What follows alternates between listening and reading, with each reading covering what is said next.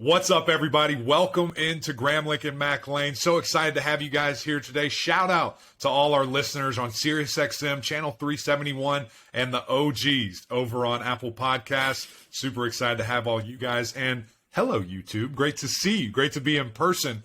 KG, before we get started, I have to give you guys a little bit of a recap of my weekend. So I had a big wedding in Lexington, Kentucky, traveling across the mountains, traveling across all kinds of crazy terrain. And have to give some love to my friends over at Yeti Coolers, who, ironically, the cooler part, we might have to drop that for this part of the story. KG, they sent us a bunch of stuff. Luggage. Yeti is in the luggage business. And so it was super durable, super stylish, and really just got the job done. I did not know that Yeti had luggage. And so super excited to be able to use that product. It was excellent. I had a book bag and a carry-on, the design, the protection that it was really durable material. I was throwing that thing around in my tailgate, and everything was just fine, KG. So really appreciate Yeti hooking us up, getting me into the wild in a stylish way.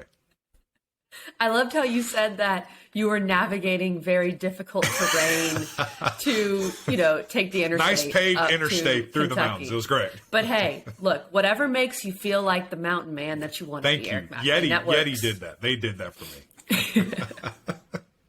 That's awesome. Okay, well, we're getting back into our summer guest series. Well, we never left. This is just another episode here. And this is releasing first on Apple Podcasts on Memorial Day. So happy Memorial Day to everyone out there.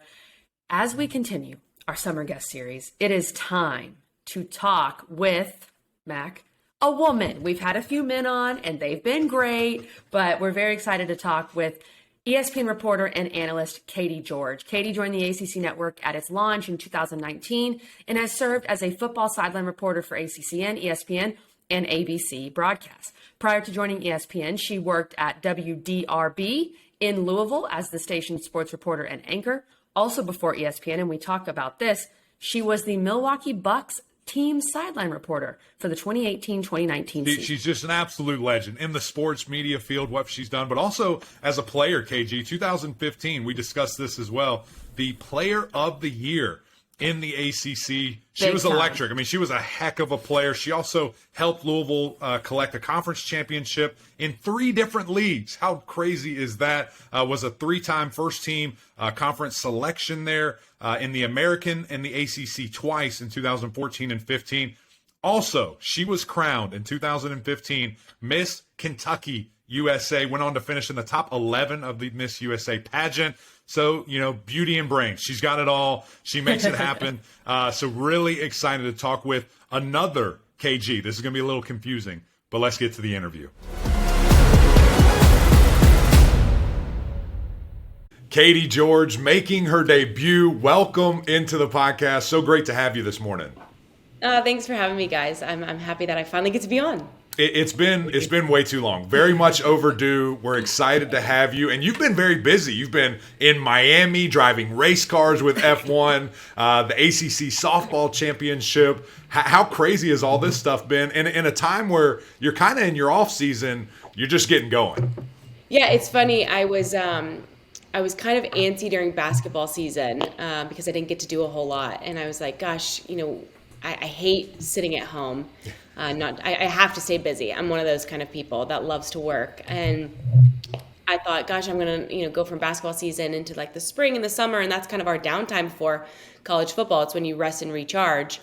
And of course, like what you wish for, it's just been so busy ever since I thought that. I've been doing softball. I did F1 down in Miami. I just got home last night from NCAA men's lacrosse. I'm going to cover the PLL this summer, professional lacrosse over the summer. So yeah, not a downtime for me. I think I'm just going to go from lacrosse travels from the summer straight into college football. But, it's good. I mean, we get to cover so many great things and meet so many incredible people. That's how you would want to have it. No doubt. That's awesome. I'm curious about the F1 because I know that is such a big deal internationally. And, us Americans, sometimes we fall into our own little boxes where we're like, okay, NFL and that's it in football. But what we're late to the party? Yeah, we are. Yes, we are. So what was that experience like? It was awesome. I don't know if you've seen Drive to Survive on Netflix. You know who has told me to watch it like 7 times? Dallin Cuff. He is obsessed with it. Okay, you know what? That is bull. Because I was sitting next to him at the Final Four down in New Orleans, and I think it was halftime between Duke and Carolina. So like a pretty big moment. But I was like, hey, have you seen Drive to Survive? And he's like, are you going to talk to me about F1 right now? And I was like, dude, you need to watch it. It's awesome. And I've just been trying to like get all these people in, right? And he was like, it's not for me. But he loves international soccer. Yeah. And I was like, it would be right up your alley. I'm telling you, you would really enjoy it. Just give it a couple episodes and let me know what you think. And he was like, Katie, we're like in the biggest game of our lifetime. Can you please? And I was like, fine. Then I get a text. Know. Exactly. Then I get a text from my SiriusXM folks because we have a pocket of people that are on a thread who love F1. And I see that Dallin Cuff has joined the chat. Oh my gosh. And I was like, whoa, what has changed? And of course, if you guys know anything about the drivers, he's a Max Verstappen fan, which is so on par and on brand for Dallin. But we've now brought Chris Spatola into the fold, and we were all popping off because the Spanish Grand Prix was just yesterday. So we were talking about that. But I would like to say that I was the catalyst for bringing Dallin Cuff into the F1 family. Now we know. And so now I will be the 8th person to tell you, or 8th time to tell you, please watch the show. Just give it a couple episodes and see what you think. Because you guys know this better than anybody. When you get access, it changes the way you view a sport. Yeah. It changes the way you view the athletes. Absolutely. And I think Netflix and F1, when they, embarked upon this journey, however many years ago, 4 or 5 years ago, it was brilliant because Americans love seeing behind the scenes. They also love the unattainable. And this is an unattainable world, right? They're attractive. They're millionaires. They are driving the fastest cars in the world. It's so many things you can't wrap your head around all in one, and it's fascinating and it draws you in. But then seeing the storylines and the rivalries between teams, but also like the competition between your teammate individually, I think is so unique that we're not accustomed to in the sports that we cover on a daily basis. So when COVID hit, a couple years ago, my husband started watching it and he said, you've got to sit down. Just give me 2 episodes. And I was like, what? I knew what it was. I've been to the Indy 500 and I watched it and I was hooked. And so we've been, for the last couple of years, watching practices, qualifying. Oh, wow. We watch the races on Sunday because after I get off radio on Sunday morning, it's on. And it's like such the perfect way because it's not competing against necessarily a football game or the NBA because It's so early in the morning because of the time change. Yeah. Now, obviously, it's different when it's here in our hemisphere and in our time zones. But I just think it's a really fun sport, and it's so fascinating because it's different and unlike anything that we cover on a day-to-day basis. Yeah. That's well said. And look, apparently it's not even you to give credit to, it's your husband because he's the one that got you into it, that got Dallin into it. That is so funny that Dallin was pretending like he had been watching this the whole time. That's very Dallin. But let's move on. Okay, but speaking of that, congratulations. You recently got married. Very exciting. Your pictures were unreal. You basically got married on a mountain. So congratulations. Thank you. I appreciate it. It was a lot of fun. They say brides usually worry about rain on their wedding day. I was like, yeah, let's worry about a blizzard and see how it goes. But we got married out in Colorado, which is where my husband's family's from. And it was awesome. We skied for a couple of days, got married on the mountainside, and then skied for a couple more days. And it's been fun. We say hi and bye here at the house, and we just go our separate ways because he plays soccer. So as you guys know the busy travel, makes it more difficult, but as they say, it makes the heart grow fonder. Yes. That's right. I was about to hit you with it. Come on. Well, let's dive into the early stages here of Katie George. We're going to kind of go through your life here. I want to start with Louisville and being a stud volleyball player. How did you end up at U of L? How did you end up there and wanting to play for the Cards? Yeah, it's interesting. I grew up a Louisville fan. My dad was a huge fan all of his life. He had gone, to multiple national championships in the 80s when the team made it to the Final Four. So it was kind of instilled in us at an early age that we were Cards fans. And I grew up going to, various games, whether that was men's basketball, football, women's basketball, volleyball. They had a great volleyball team at that time. And I kind of got, just hooked in the game. I played a bunch of different sports, as I'm sure you guys did growing up. But when I found volleyball kind of on a whim for my school team, it just made sense to me. And I love being able to dictate and be a part of every single play and get to have a say in what happens. I grew up playing softball, and I absolutely loved it as a pitcher. And then I couldn't bring the heat at a certain point. And so they moved me to the outfield, and I loved center field because I was somewhat fast, but you're not actually impacting the game every single play. And I have kind of like that type A personality where I wanted that. And volleyball gave me that at the setter position. And so I fell in love with it and just, channeled all my energy into trying to be the best that I could be. Louisville did not recruit me in high school. They were coached by Lain, who's currently the Syracuse head coach. He's Russian and a phenomenal coach. But he does not appreciate or value what he says passion. He likes his players to be more stoic, emotionally in control. He doesn't like all that rah-rah. So I was, what he said, a firecracker. And so he did not recruit me, and fine and good. But I was recruited by a couple of different schools, and I ended up committing to St. Louis, where who became my Louisville head coach, Ann Cordes, was currently coaching at St. Louis, and I committed to her to play in the A10. It's funny, I think back to my recruiting, and everybody I talked to, kept saying I was too small to play in the Big Ten, too small to do this. And, in hindsight, maybe I should have looked at Michigan State a little bit more, because I don't think, it's so funny when you're 16 and you're trying to figure it out. What after the fact is why didn't you go play in the Big Ten? You know what I mean? That's the best volleyball conference. Now, obviously, things are changing, and that's great for the ACC. The ACC has made incredible strides, and I hope I was somewhat a part of that. But it worked out for me. Committed to St. Louis. She ended up getting the Louisville head coaching job my senior year, and I just transferred my commitment. And I never really thought about staying home.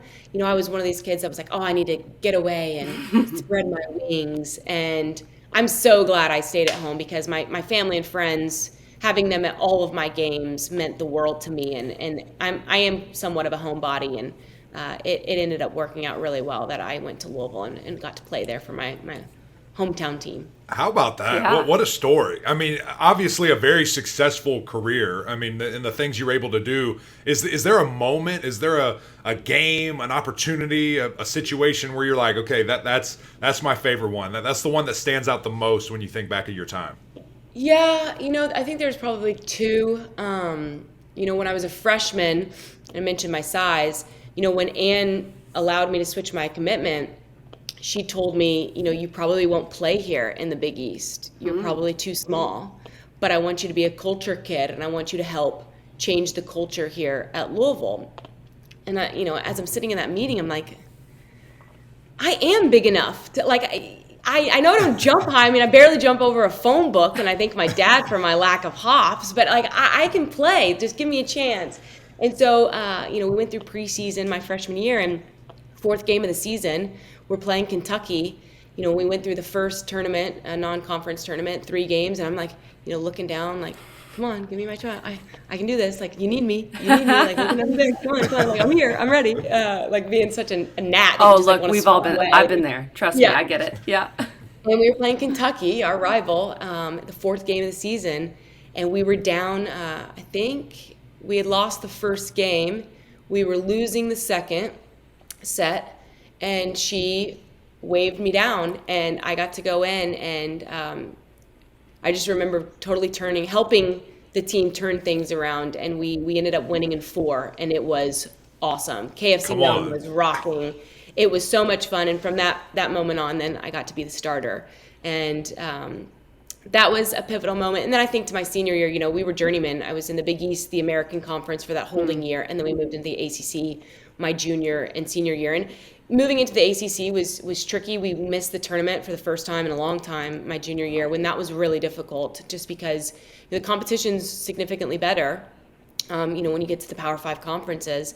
And my senior year, we really started getting rolling. And I remember we were on the cusp of winning the ACC. We had to beat Florida State at Florida State, and Florida State had been a power for quite some time. And we went 5. with Florida State. It's the only game my parents didn't travel to my senior year.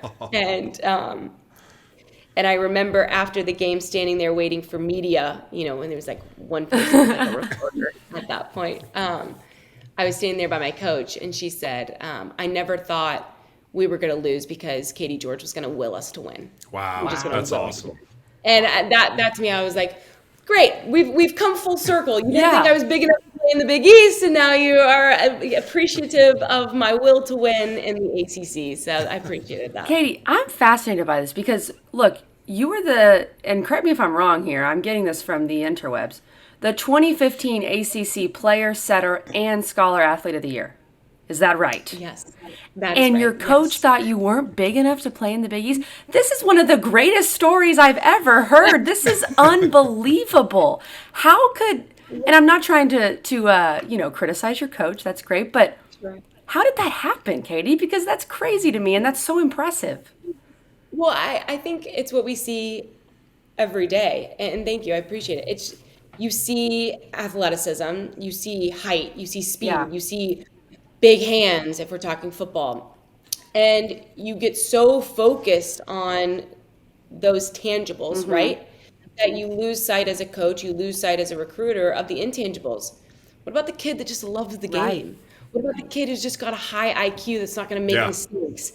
She might not be able to jump and touch 10 feet and be a great blocker, which I wasn't, broke both thumbs because I was so little and people were just hitting down at me.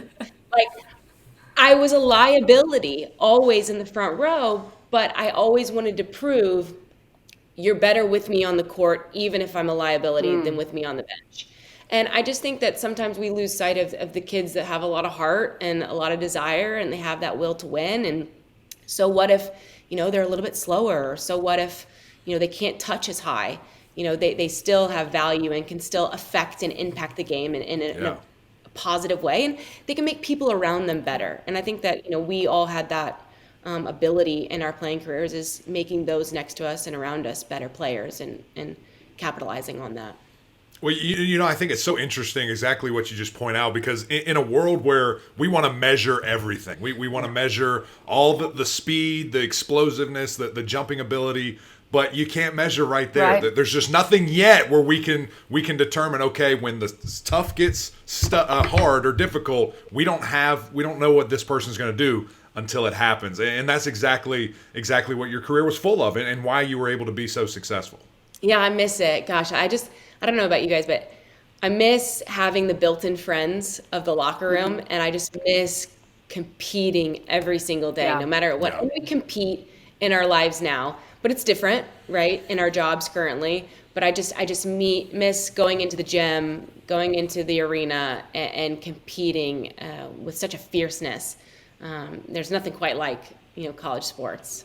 Totally agree. When people ask me, what do you miss the most? I think it's the competition. And we get some of that in sports media. I mean, that you have a job that others want, so you got to stay on your game and continue to get better. But let's ask you about this, Katie, because you finished playing volleyball, again, ACC Player of the Year, amazing. And you're thinking, what's next, right? So did you always think, I want to go into sports media? How did that come to be? Yeah, I think I was naive because it's the only thing I ever wanted to do. Okay. So I was... Congratulations, here we are.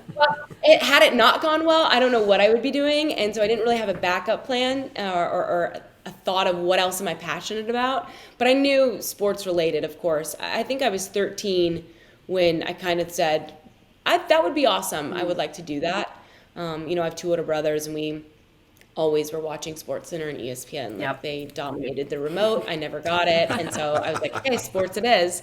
And that's when I kind of became fascinated by the profession and being on television. And so that was always in my mind. And when I got to Louisville, the athletic department was very, very helpful in terms of, okay, what can we do for you? Like, how can we help? And, my coach at the time, Ann, who might not have seen, my potential on the court to its fullest. She definitely saw my potential from a career standpoint in sports media. And so she got me in contact with a bunch of people. She was pivotal in helping me make connections in the media world here in Louisville and outside of it.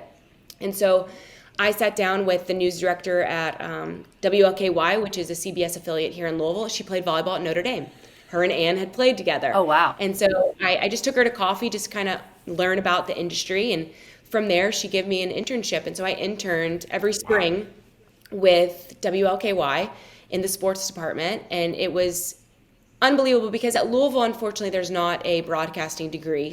There's not a journalism specific degree. There's just communications, and it's pretty broad.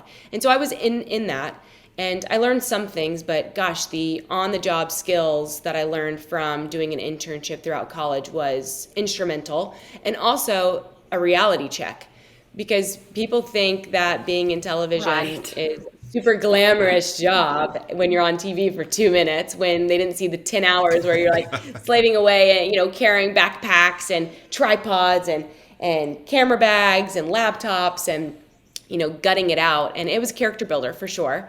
And so when I graduated from Louisville, luckily LKY had offered me a job, but WDRB, the Fox affiliate, also offered me a job. A bidding and war. So that was my first kind of big decision that I had to make of what do I do? WLKY gave me my start, and I certainly want to show loyalty to them. But WDRB has laid out what I think is a better plan for me, for my career to start. And so I made the switch to go to WDRB, and that was really difficult. And I worked in local news for 2.5 years with the best sports team ever. I love those guys. And I learned so many skills. I know how to operate a camera. I know how to edit my own pieces together. I can anchor in a studio. I can do reports and live shots by myself at a football field. You gain so many invaluable skills. And I think now there's so many outlets, right, digitally, linearly, that, kids get out of school and they're like, oh, I don't want to go to local news because, there's a stigma around it. It's hard work. But I think if you go to local news, it's a great foundation for where you want to go from there. I love that. And I love it specifically what you said about the, you had this internship, and school is great, right? I think there's this fine line of we can only learn and read about so much. Eventually you have to Mac, go and do it. You have weren't to you get a biology major? I was a health there you science go. See? major. So I if you would ask me this question, did you want to grow up in sports media? No, I didn't. I wanted to be a doctor. And so for me, Katie, I think that's so cool, and it should be encouraging to people that just get out there, just go to work and figure it out. And like you said, the stigma that is local news, I mean, that people are always watching, no matter what the level is. And I thought that was really cool. Well, it's also baptism by fire too, because every single day you're out there doing a different story. You're doing a different live shot. And so, yes, you might make mistakes. And I think I was pretty terrible starting out, on camera. And then you slowly get more. I doubt it. It's stiff, right? And you're not having fun. And it's like reminding yourself, sports are fun. Like, people watch this segment because they want to get away from the reality of what is the news. Sure. And so I think you kind of find your personality through getting so many reps. It's just like sports. You get so many reps every single day in local news, which is awesome. Then when I went to the Milwaukee Bucks, I got so many reps because there's 82 games. I remember talking to my play-by-play and being like, I don't feel like I did well tonight. Like, I messed that up. Like, he was like, you know what? We've got a back-to-back, and you get to go do it tomorrow. Get better tomorrow. And I was like, so true. You get so many reps, which is great. That's awesome, and that's a great way to look at it, especially with it's having that amnesia. It's like being a quarterback. You just got to go next play, next day, next game, whatever it is. So you gave us a little insight to the Milwaukee Bucks there, and then ESPN comes calling. What was the call like? What is that story like? That getting to the moment of where you are now. So you guys, Patrick Donahair at ESPN, right? Yes. Great guy. Great guy. He hates that I tell the story. Oh, yes. I'm so excited for this right now. I cannot wait. I was with Milwaukee, it was January or February maybe. So I hadn't been there long. We were in the middle of the season. I loved it. It was my first season. I had signed on for 3 years with Milwaukee. So I thought I was going to be up there for the long haul and possibly more, because these people quickly became my family. It was the first time I'd ever moved away from Louisville. So that was quite the transition as well.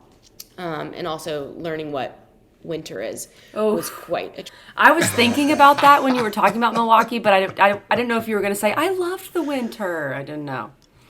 Just so you know, like how naive we were when I got the call about the Bucks, and that whole experience trying to get up there for the interview was a debacle. I luckily do it. I thought there's no way in hell I get this job. A week later, they call me and they offer it to me, and I'm just like, oh my gosh, like what's just happened? Yeah. You like freak out because you're comfortable in Right. what you know. Which I was comfortable in local news at that point, but it's like if you need to further your career or further yourself, you have to push yourself out of your comfort zone, and I truly believe that. And we were sitting at dinner kind of celebrating that I got a job offer, and my mom was like, oh my gosh, like you're going to be in the same city with Gorgie Zhang. Gorgie, who played at Louisville when I was there. And I was like, Gorgie plays for the Minnesota Timberwolves. She was like, exactly. And I was like, no. And she was like, I'm going to Wisconsin. And like, so then we like had to pull out a map. All of my brothers, my parents, we were like, where is it? Like, where are you going?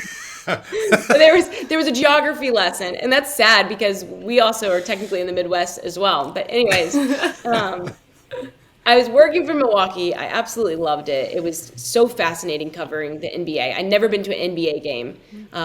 My first game was the first one I worked. Oh, wow. And it was really cool to see and kind of get embedded in the league and just all the superstar flair that it has. And seeing them go to work every single day, because I had kind of a stigma about the NBA. Oh, they don't play defense. That was kind of because I love the college game. I've only seen college here in Louisville, and then I saw hours and hours and hours of practices and shoot-arounds and games, and I was just like, gosh, these guys are the best athletes in the world. Right. So we were in Detroit.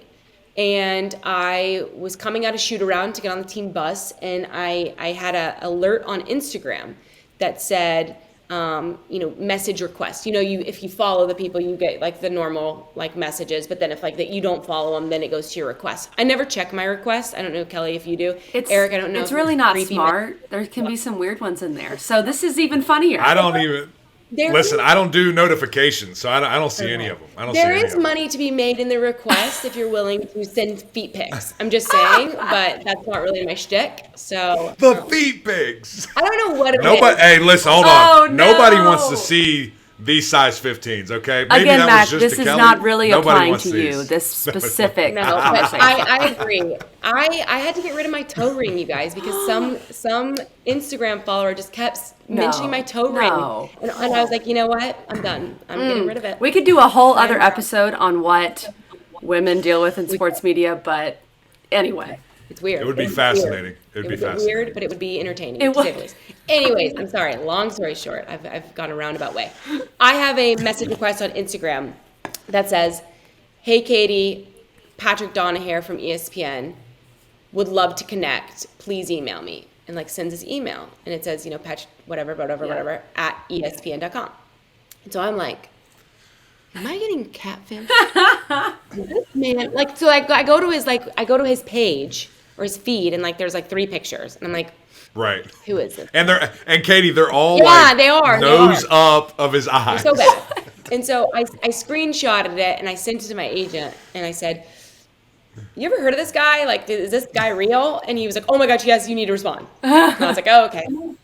So I did, and I remember standing in the hotel room talking to Patrick about, hey, we'd love to bring you up, and we're launching the ACC network, and we think you'd be a great fit. Like, would you be interested? And I told him straight up, I just got here. I'm really happy. I love what I'm doing. I love these people. I'm willing to hear more, and I'd love to hear more because I think it's awesome that you guys are launching a network specific to the conference that I know and love. But I just don't know at this time. And he's like, well, why don't you come out and meet some people? When's the next time you guys are going to be in like the New York or Brooklyn area? And we were playing the Brooklyn Nets a couple weeks later. Wow. And so we went up there, and we luckily had a couple days in between, and we got an off day in the city for everybody to go out and do their own thing. And so I hopped on the train and went out. I think I botched that interview. Not the interview, the sitting down parts are fine. It was the audition where they take you into like Sports Center's room or studio, and they're like, here, sit down and now do the news. And it's like, I haven't anchored in like, a year. Oh my God, what. Right. And so I was overwhelmed.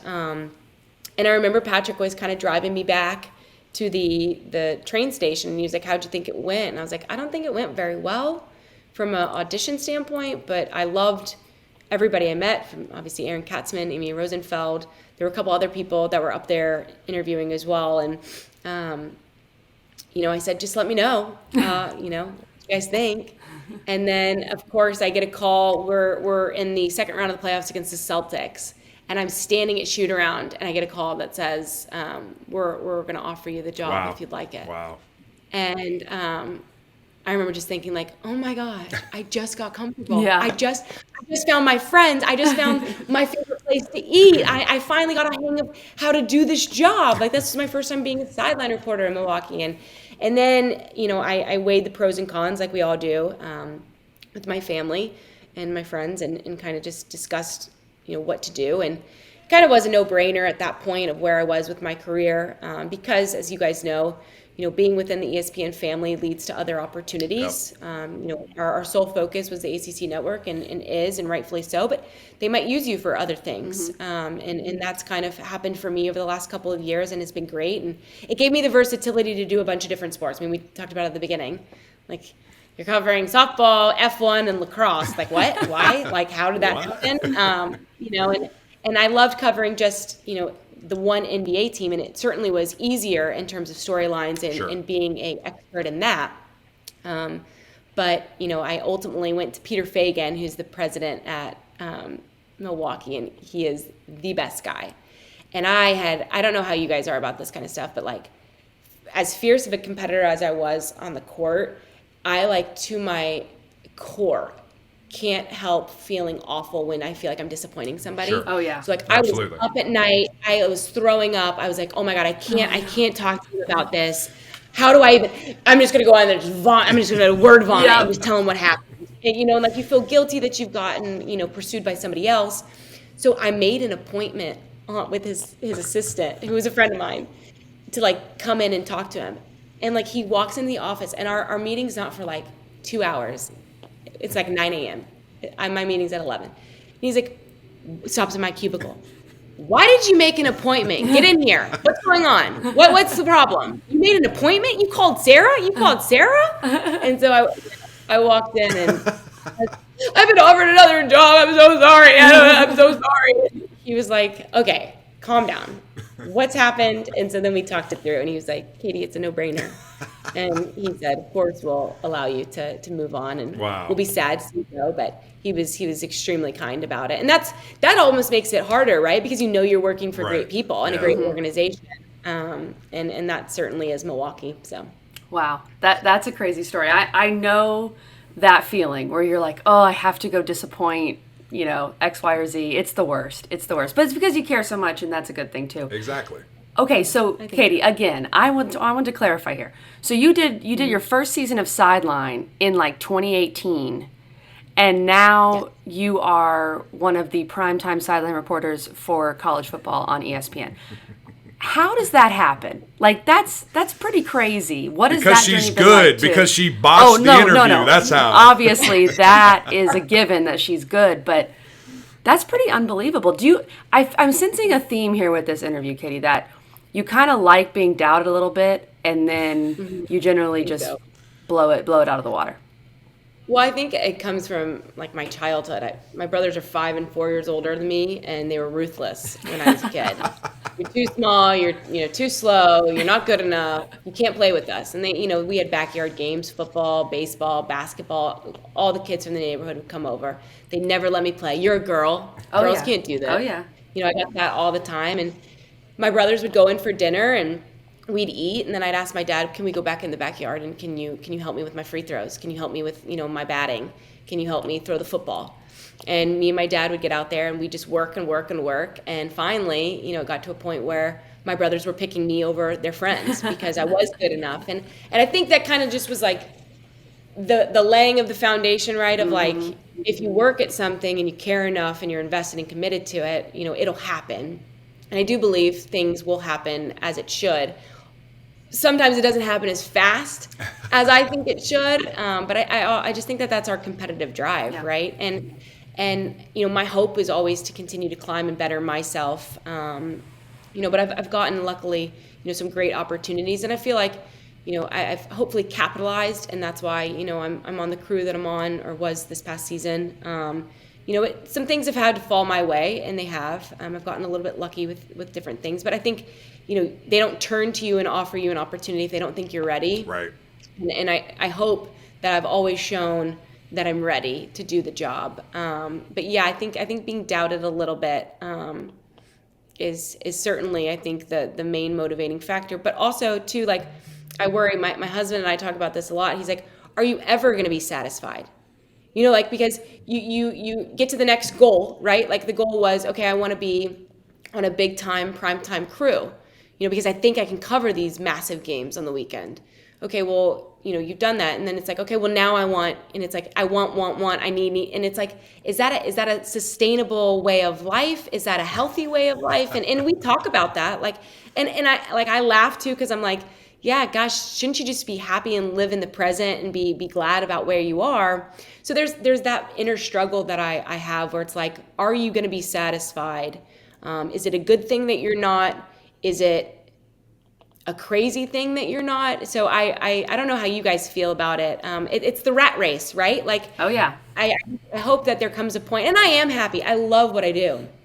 But I do find that I'm always thinking about what's next, or wanting more, and I hope that that's not the case forever. Well, I think just to look at it that way, we're wired differently. We're athletes. We're always trying to get to the next thing. We're always trying to be better, and I think that as long as it's not deterring, as long as it's not negatively affecting where you are, which I don't think it is, then it's healthy. But we're a little sick. Like we always are trying to do something else. We always are trying to climb. And I think that's just how we're built. It's just different. It truly is. And, there's never going to be, contentment. We're never just going to be satisfied. We always want to keep going. And I think that's natural. So, tell your husband, sorry, that this is what's going to be happening. That this is who I am. This is who we are. And I'm sure he's the same way playing. I mean, he's an athlete too. He gets it. But it is something that, man, we strive for best always. And guess what? When you get to the top of one ladder,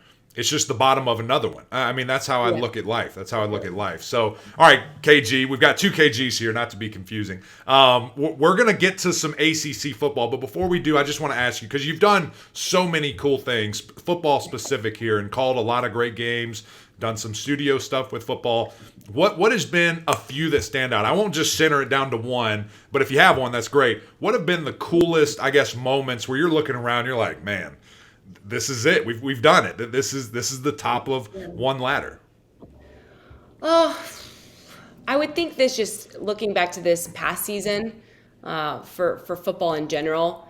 I got to cover a bunch of different conferences, and that was interesting for me to see how different conferences do things. I got to visit different stadiums. That was kind of the luxury of being with the ACC network. And I love going to ACC schools. You get used to it, right? You get comfortable. Like, I know where everything is in Chapel Hill now.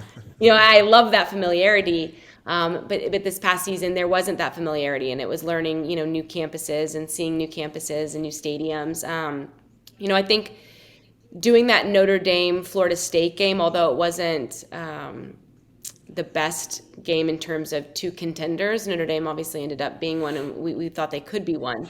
And Florida State is not, or was not at that time. I think being on the sidelines and finally having fans back in the stands and seeing the tomahawk, or the chop, that was kind of like a pinch me moment of, we're the only game on TV tonight. This feels big. It feels like something crazy is going to happen. And it did. And that was like the first test. It's not like it was like, that was one moment oh, you're at the top of the ladder. It was, okay, you're close to the top of the ladder. Can you do it? Can you do it? And that's how I felt pregame. Like, this is a test for you, and let's see how it goes. And I walked away from that game, although not understanding the John McKay quote from Brian Kelly about executing his teammates. I walked away from, that was about 20 years too soon for me, I think. I was watching, I was like, what? I know. I was like, did he just, wait, what? Wait, hold on. What? Did he? And then you're like, you got to go on to the next question. But I was like, I think he just said he wanted to execute his teammates. that was a cool moment just from a standpoint of can you do it? And I walked away feeling like, okay, I think you can roll with these two being Joe Tess and Greg McElroy. But we covered a lot of great games last season, and it was just a really, really enjoyable season. And it was great to see, can you elevate to their level? Because I think so much, you guys know this from just playing on your own teams. You want to be able to elevate to the best around you. And Joe Tess and Greg are two of the greatest at what they do, but a great booth. And I wanted to see, am I good enough to roll with these guys for a season? Can I hang? And I felt like I did my part.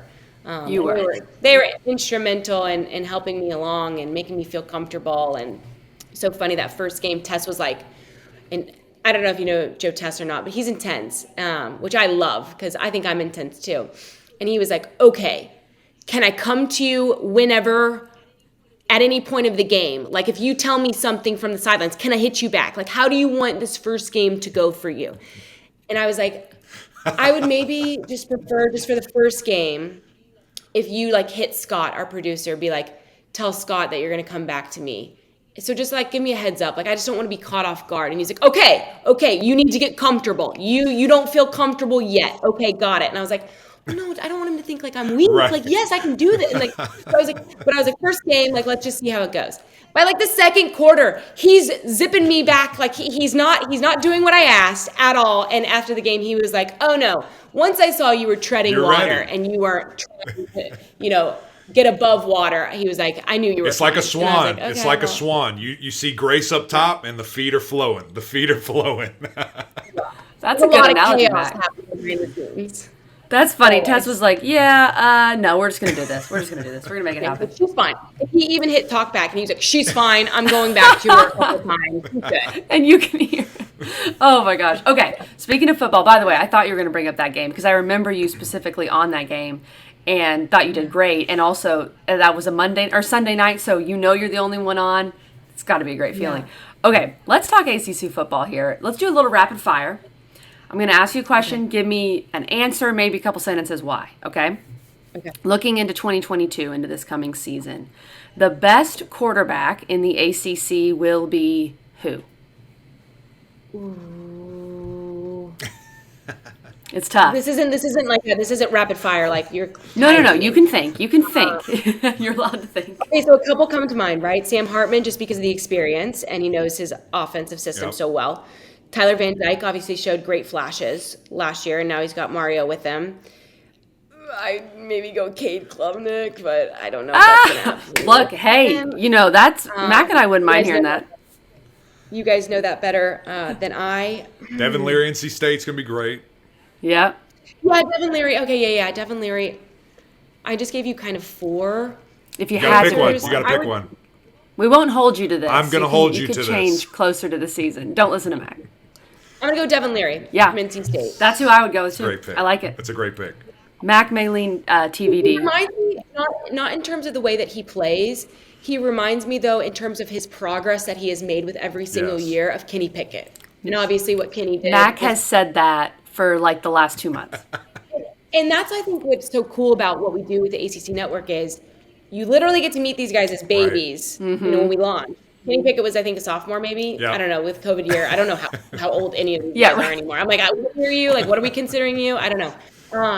But you saw small incremental improvements from Kenny. You've seen that from Devin. Obviously, Devin's had the injuries, and that's been obviously terrible. But he's come back every single time stronger. And I feel like their paths have been similar in terms of their progress every single year. And he too, like what I mentioned with Sam, he knows his system inside and out, and you just benefit from that experience in your QB. Like Cade obviously has so many great qualities and skills. It's just, can he get up to speed quick enough? And he's also got somebody in front of him, and that competition weighs on you as well. No doubt. Okay, the best wide receiver in the ACC in 2022 will be who? Oh God, Kelly. You might have to start naming some names. I mean, and this is kind of the problem. Okay, so you guys are on SiriusXM now. Congratulations. Thank you. Congratulations.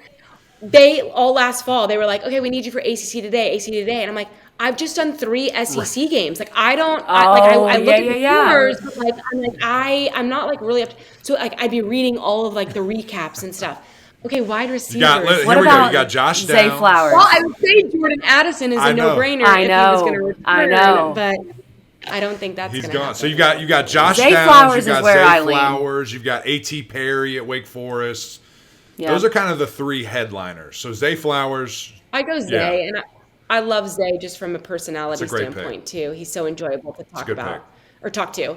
Yeah, and he's got Phil throwing it to him, so they obviously have a great connection. Right. Okay, I would go with Zay. I like that. Oh, God, I hope that's a good pick. That's a good pick. Who knows if Zay is the best wide receiver in the league, then maybe we'll be talking more about Phil for best quarterback down the road. I don't know. Look out. TBD. I said TBD, maybe not TBD. Maybe he likes being doubted. The fact that he wasn't mentioned. Maybe he likes being doubted. Yeah, he's probably listening to this right now and like writing it down and just, getting mad. Okay, what about 2022? Best defense in the league. Katie, where are you leaning? Oh, Clemson. I think it's got to be. No I think it's got to be. No hesitation. Well, we were on the sidelines for the Clemson spring game for a half. Yikes. Big yikes. Big yikes. And it was not fair. It was grown men playing against these offenses. And they were like filtering everybody in and out so that you had a bunch of different scenarios. But I remember Dabo saying, okay, yeah, we're not going to play like some of our starters. Like, X, you're done. And it was like, thank God, because he wasn't letting anybody do anything. I mean, the amount of time that they were in the backfield, I was like, are we going to see an offensive play today? Because we've seen about 37 punts. Right. It was bad. And I'm right there with you. I mean, so much experience, so much star power. I mean, I think NC State and Pitt could challenge them, but Clemson just has so much. They just have so much. All right, these are going to be a little bit easier for you because this is just teams in general. So first up, who is going to win Coastal Chaos? Oh, gosh. We're on the cusp of getting rid of Coastal Chaos. I was going to say, if we still even have divisions. I can't wait. We will this year. Next year, I hope not. You buying the hype train? Miami? Can Pitt defend? No, I don't think Pitt's going to defend. I feel like that's saying a lot if I go with Miami. I do think Tyler Van Dyke is very, very good. I don't know about his modeling picks with his new clothing line. I appreciate that he's in the photos. He's a great football player, not necessarily the best model. So that knocks him down. Yes. All right, I'll go Miami. I think it's a safe bet. I mean, what a statement that would be, though. And I feel like maybe there is added pressure for Mario to be like, okay, you've come in, you've brought this incredible staff, right? We are aligned in what we want to do here now in Miami in our athletic department. Okay, now you need to go do it. Mm-hmm. And you have a quarterback that has been tested and has proven that he can do it. So I'll go Miami, but there is pressure, I think, for them to be one of the better teams in the Coastal. Yeah, no, I don't think there's... Gosh, yeah. I always fear with Miami, you can find reasons to pick them every year. And then it's like, ugh. But this year's different. I mean, with their commitment that they've made, hiring Mario Cristobal himself, and that the fact that they're gonna run the ball more and be more disciplined, and they have TVD, I think that's where I have to lean, Mac. I mean, just block, though. It's easy, right? Right, Mac, isn't it easy? Tackle. It's easy. I mean, they tackle got someone. Tackle someone that's not on your own team. It's always good. I don't know. I'm not gonna say it because I've never done it, Mac. But like, I just feel like we like serving subs, right? Yeah. Your sole job is to come in and serve the ball into the court, and then play a little defense. Your sole job, to some degree, is to tackle the man in space. And I know that's difficult because these guys are incredible athletes, but just wrap him up. I'm with you. It was embarrassing those first couple of games there last year. So, all right, let's go to the Atlantic. This one might be a little more difficult. You got the defending champs, Wake Forest, got everybody back pretty much. You've got Clemson. Are they going to be back to who Clemson is? And then NC State. A lot of people are saying maybe dark horse for a college football playoff. So you've got an interesting. I think those are the three. There might be someone else you want to go off the beaten path. Go ahead. Say Louisville. Say Louisville. Mentioned Say Louisville. Louisville. I don't know That's weird that you wouldn't even think to put them in your top 3, but okay. I can buy into NC State. People, it's so funny when I talk to people that are like, "What's Dave Dorn like?" And I'm like, "I love Dave Dorn. Too. Like, he's matter of fact, he's to the point, he's efficient with his time. There's no like extra car salesman kind of bullshit with it. I don't know if you can cuss on this podcast. I'm sorry. And he's very efficient with what he says, and I appreciate that. He shoots you straight. And I think that his team and his players appreciate that as well, right? Like, what you see is what you get. They're a hard-nosed, blue-collar team, and I love that about them. And I feel like, too, like we want to talk about progress, they've shown consistency. The first year maybe the ACC network launched, was that the year they had like 34 So many injuries. Yeah, so many injuries. And we had them like 3 weeks in a row, and it was like, oh God, Dave, I'm so sorry. You have to like tell us this again. Like, we understand. Everybody's hurt. We get it. Like, we're sorry. We hope for better fortune moving forward. And they've gotten that outside of Devin going down the following year. But I love the progress that we've seen from them and just the overall consistency. 10-win season, coming off of that gives you the ultimate confidence. So, but again, for the sport, in terms of just college football in general, you got to hope that Clemson is back. I mean, again, we talk about your all's alma mater like, oh my God, what a terrible season. It's like, they still won. Didn't they win 10 games? They did. I mean, they did. 11 straight seasons of winning 10 games. Just isn't that crazy, the expectation, though? It is. That has been set from your time and over the last few Yeah. years of, 10 wins is considered a laughable season. Right. You're not, playing in January. So I hope for Clemson's sake and obviously for college football's sake that we see a great quarterback battle and we see, Clemson back at the top, rearing for some dominance. Okay, so you didn't really pick somebody. You have to because the next question depends on it. Which one you going with, Clemson or NC State? This was my crystal ball. I'll go with the NC State. Okay, the Wolfpack. All right, so in the championship. You better not drop a stupid one. That's what's going to make me mad. Yeah, that's the concern. That's the concern with NC State, right? Like they're always geared up for the big ones. Right. Yep. No problem there. Right. But then it's like the one that they overlook Yeah. or think like, oh, it's a done deal. And then that's always so frustrating. Right, but that's the next step that you have to take as a team. Right. Is you have to approach everyone the same. And I think because of quarterback play, number one, like Devin hopefully won't allow that to happen. But then two, just the experience that they have, it's going to be tough, I think, for those games to kind of happen in the past. But you never know. NC State does silly things sometimes. All right, so we have the U, we have the Pack playing in Charlotte, December, whatever, 5th, 6th, 4th. Who comes out on top and who's going, I'm going to assume, to a college football playoff after winning the ACC. All right, so hold on. I will pick. But let me ask you this. If it's NC State or Miami, they have to be close to undefeated. Yeah. Is that enough for the college football committee to put them in? If they're undefeated, of course. Listen, if Miami beats Texas A&M at Texas Well, A&M yeah. and is undefeated, they'll be top 5 in the country from Jump Street. But one loss, I see what you're saying. I mean, a one-loss ACC champ. They'll be in. At least one in the loss past. ACC champion, they'll be It was in. a concern for Wake up until Wake lost to Clemson. Yeah, but Mac, in the past, we were having this conversation of they're rolling, they're putting up great numbers, Yeah. they're undefeated. Yeah. If they win the ACC title, they're in. But at that point, I mean, they were still ranked 12th, Right. maybe 11th or 10th in the rankings at that point. Now they obviously lost to Clemson, and those conversations died down. Yeah. Well, I think that's the stigma of Wake too. Like it's Wake Forest. Well, Come on, Mac. we're not gonna help them out. I think that was the stigma of it.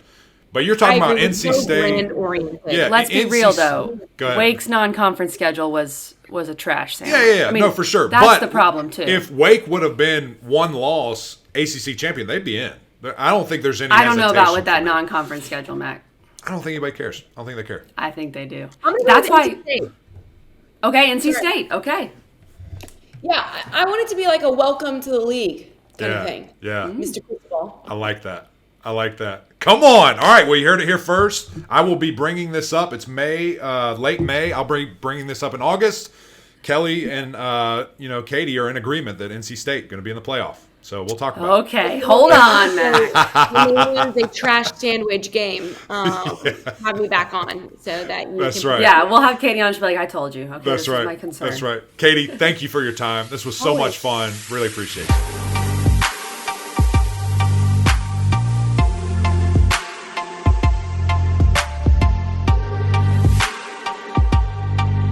Thanks again to Katie George for joining us. What an awesome conversation. And specifically, I mean, I loved hearing about her rise in sports media and sideline reporting and all that. But I think what really struck me was the fact that she was so under-recruited. And even her coach, who it sounds like she has a great relationship with, her coach was like, you're not really going to play here. And you can just tell that Katie George is such a determined individual, and she is ruthlessly competitive. That drove her for all those years at Louisville. And the fact that she went from under-recruited, you're not going to play, to the ACC Player of the Year in 2015 is unreal. That should be an inspirational story to everyone. And I just feel like that's how she lives her life. She likes being doubted, and she likes proving thrives people wrong. in that environment, which that's what the great ones do. I mean, any time that people tell you can't, I'm going to prove you that I can. And she's blown through it. Mm-hmm. All of those stigmas, all of those things with volleyball. I mean, 3-time all conference type of performer, and then to a massive cherry on top. To be the Player of the Year, like you said, it's truly incredible. Then just to hear her journey, I mean, it was really fun to hear about the stops and the decisions that she had to make from a very young age and a very young professional age of, do I stick with these guys that give me a shot, or do I go to somewhere that can help me progress quicker? And I mean, all of us, I feel like, folks our age and younger are going to have to deal with that all the time, KG. It's not like we're not staying with the same company for 10, 20, 30 years like, maybe our parents and grandparents, and some tough decisions are going to be made. So it was really cool to hear her story of how she got eventually, to where she is, which, man, it's been an absolute superstar, for ESPN, and to see her grow and develop it's been really cool. No doubt. Follow her on Twitter, Instagram, all that. She's going to be on a bunch of primetime broadcasts, I'm sure, this fall for football, and so I can't wait to see it. I want to peel back the curtain a second here, Mac, for the viewers and listeners. This has been a blooper-filled episode. When we started trying to record, my doorbell rang. Right. No one ever rings my doorbell. That was funny. And then in the second half, when we were trying to record the outro, Jordan Cornette FaceTimed Mac and was not thrilled with one of the clips we posted about him where he was a little negative about Clemson. So, and it was all in good fun. But this was just the behind-the-scenes bloopers on this episode. They were big time. And, maybe our producer, Richmond Weaver, who does an unbelievable job for us, maybe he'll bring those to light. If you guys haven't heard us a million times talk about him, go check out his podcast, Rich Take on Sports. Does an unbelievable job. And with us, we love you, Rich. Can't do it without you. Guys, that's it. Another great episode of Gramlich and Mac Lain. Thank you for watching. Thank you for listening. Our folks over on YouTube, our folks on Apple Podcasts, and, of course, our family at SiriusXM, Channel 371. Really appreciate y'all. But until next time, we'll see you.